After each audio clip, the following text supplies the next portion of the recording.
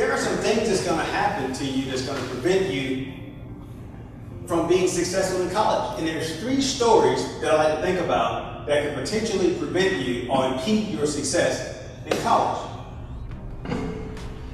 And one of those things is failure in your past. Failure in your past, failure in your present, and your inability to let go of pain or some type of suffering in your past. So I'll say it again. There's going to be some issues regarding your past, your present, and your inability to let go of pain that you've had in your past. And to start with your past, you ever wonder why it is that a 2-ton elephant could be restricted by a little chain this size? You ever wonder, you ever think about that? How could a 2-ton elephant be restricted by a chain and a 6-inch stake? You ever go to the zoo sometimes, you go to the circus, and you see the 2-ton elephant being restricted by a stake? And it's simple why. The reason why this elephant is restricted by this stake is because when the elephant was a baby, that stake was placed upon his or her leg. And the elephant tried to move. The elephant tried to move. And every time the elephant tried to move, guess what would happen? It couldn't go anywhere. So as the elephant gets older, what happens to the elephant's thinking about that stake? Say it again. Right on point, Logan. He can't move. He thinks that he can't do it. Now the question is, can a 2-ton elephant move himself from a 6-inch stake? Of course he can. But he cannot because mentally he's told himself over and over again that he cannot. Not only has he told himself that he can't do it, other people have told him as well that he can't do it. How many of you have had someone else tell you what you cannot do? And some of those people that tell you what you cannot do over and over again. So the second question becomes, how many people in here believe, or at some point have believed, what others have said about their ability to do certain things? Okay. I appreciate the honesty. Because after we hear those things over and over and over again, we start to believe those things. You can't go to college. Why do you want to go to college? Your dad didn't go to college. Your mom didn't go to college. Your uncles didn't go to college. We all work in the coal mine. What do you want to do? You want to be a dentist? Are you serious? What do you want to be when you grow up? I'm sorry? Vascular surgeon. Beautiful. Is anyone in your family a vascular surgeon? Love this. So you want to be the first one to make some strides in your family. It's going to be difficult, but you can do it. And what have people told you about your dreams when you told them that you want to be a vascular surgeon? A lot of school, a lot of money. What else they say? They say you can do it. That's the most important thing. What was the last thing that you said that they said to you again? That you can do it. They said that you can do it, and that's the most important thing. And the most difficult thing for him in the years to come is that there's no one who's done what the things that he's trying to do. So it's going to be a little difficult for him to go back, to call someone and say, hey, can you tell me about this? Can you help me out with understanding what it takes to be a vascular surgeon? Have you ever met a vascular surgeon? That's the beauty of dreaming. You ever dreamed about a place you've never been? That's the beauty of dreaming. Here's what's beautiful. You ever dreamed about a place you've never been and then visited that place? How does that feel? That's awesome, right? That feels beautiful. And that's what hope is. Hope is having the ability to dream about something or a place you've never been. And this is what my friend, what's your name? I'm sorry? That's what Caleb said. Caleb said he's never met. Is it Caleb? Yeah. Caleb said he's never met a vascular surgeon. But that's what he wants to do. And Caleb said he's not going to allow what someone had told him in his past to prevent him from being a vascular surgeon. Let me just tell you a real quick story, real quick. If you don't build your dreams, someone else will hire you to build theirs. I'll say that again. If you don't build your dreams, someone else will hire you to build their dreams. One of my best friends told me recently that he had been saving up a lot of money to take his wife out to dinner. To this fancy dinner. It took him a while to save up his money to take his wife out to this fancy dinner. He was in the parking lot. He happened to run into his boss in the parking lot. He said, "Hey boss, how you doing, man?" Boss looked at him and said, "I'm doing fine. What are you doing here, Rick?" "Oh, I'm just taking Stacy out to dinner for her birthday. And he said, "Man, that's a nice car you got there. What is that, a Ferrari?" He said, "Yeah, man, this is the 17 model though." He said, "You know what?" He said, if you work enough overtime, if you work hard enough, I can get the 19 model next year. What do you think about that?" See, he thought he was going to say, if you work hard enough, you could have it. But what did he say? If you work hard enough, I could have it. Whose dreams are we building? We're building someone else's dream. So I say it to you again. If you don't live your dreams and build your dreams, you will spend the rest of your life building someone else's. So I love what Caleb said. It's important. Because even if you don't become a vascular surgeon, you can become some other kind of surgeon, some other kind of physician. Some of us are just afraid to shoot for the skies. Some of us are just afraid to dream. And it's because of this, because we had so much failure as a kid. We've moved around with our families from place to place, from trailer to trailer. We've experienced so much failure in our lives over the course of our lives that we think that we must just be a failure. And so we resolve ourselves to the 2-ton elephant that's being binded and restricted by a 6-inch stake. And that's where we get in trouble. So this is one of the things that precludes you from your success. And this is the next thing. Anyone got an idea what this is all about? When I was in the 4th grade, we actually did an experiment. We put a flea and a tick in a jar. And we had holes in the jar. And one of the things we wanted to do, our teacher told us to do, is put the lid on top of the jar and let's see how high the tick jumped. The flea and the tick jumped so high, boom, boom, boom. Top of their heads hit the top of the jar every time. Boom, boom, boom. We were, imagine like in the 4th, 5th grade, watching ticks just bust their head. This was amusing for us.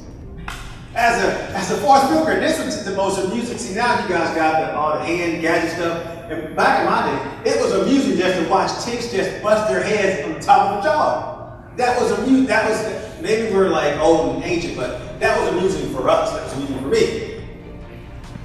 But what happened after 2 weeks of the ticks jumping every second, hit their head in a jar, we noticed something. Some of the ticks stopped jumping. Some of them just stopped jumping and just started moving around. Others kept jumping. Boom, boom, boom. Others kept jumping. And my teacher said, take the lid off and let's see how high they jump. We took the lid off. How high did you think ticks jump when we took the lid off?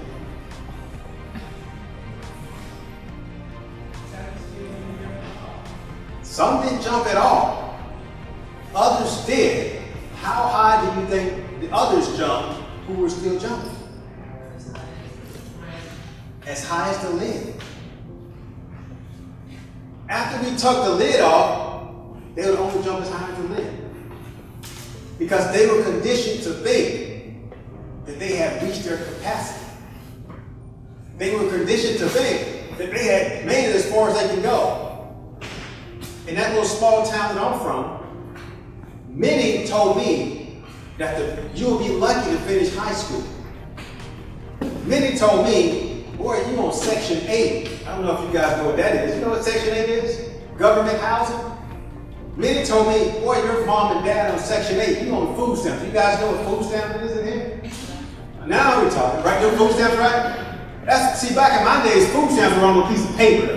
See, now you guys you can almost fake it now. You can be like, you got a credit card now. Back in my days, it was on a little piece of paper. But that's what they said to me. They said, have you lost your mind?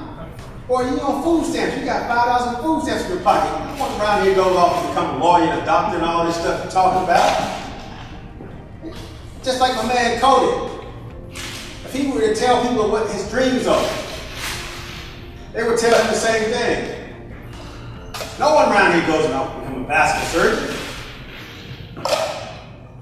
And I love what his response is. What he said earlier, he said, some say you can do it. And what he's thinking is, watch me. You say, I can't do it, watch me do it. So this could be you. Don't let this bind you. Don't let your present circumstances bind you. Because you've been trying over and over again. You cannot succeed. You can't break through. Don't let that bind you. Finally, I love this one. Anyone know what this is? I love this one. Can everybody see the monkey with his hand in that thing right there? You see what's going on here? You see this, can everybody see this right here, this snake right here? Okay, so this snake right here holds down this little thing right here. And that's what binds that little thing that the monkey's hand in. And if you remember, I said that there are 3 things that can impede your future to success. Past failures, right? Your present failures. And then I said your inability to let go of the pain. This is your inability to let go of the pain. Here's what happens here. Quick story, real quick story.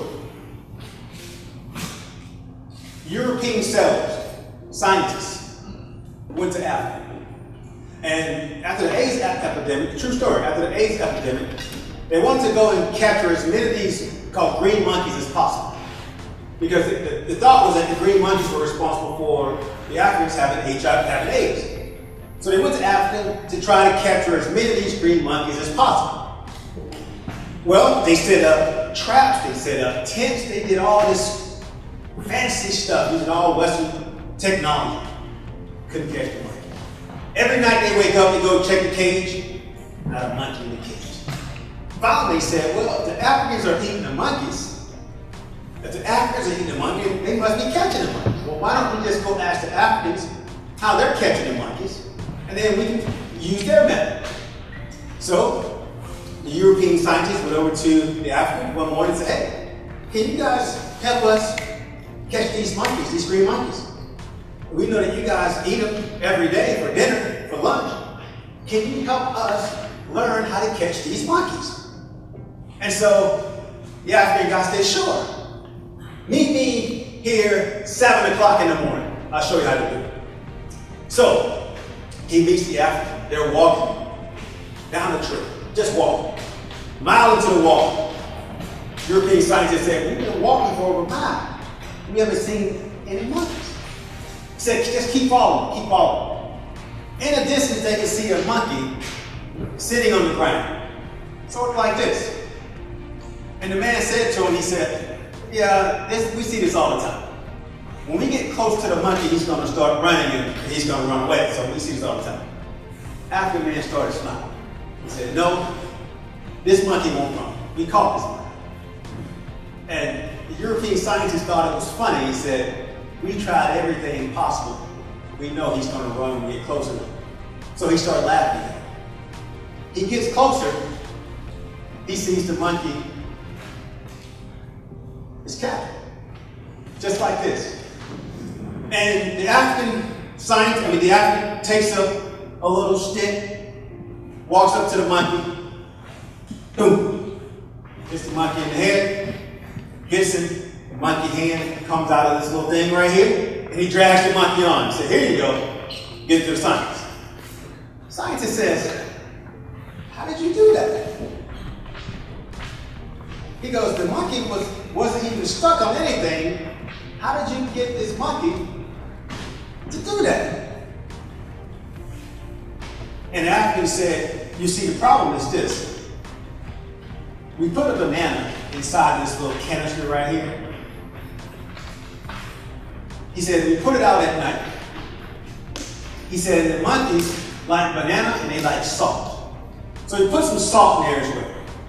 He said, but one thing that we know about the monkey is that once he grabs hold to that salt and to that banana, he's not going to let it go. He said he's not going to let it go despite anything or any adversity that he's going to face. He's going to hold on to that monkey, that banana, he's going to hold on to that salt. And he said, so it's easy for us at that point to just walk up to him and take him out. And the scientist just looked at him and said, you mean it's that simple? He said, it's that simple. He said, sometimes we have a hard time letting go of things that we want, or letting go of things that have hurt us in the past.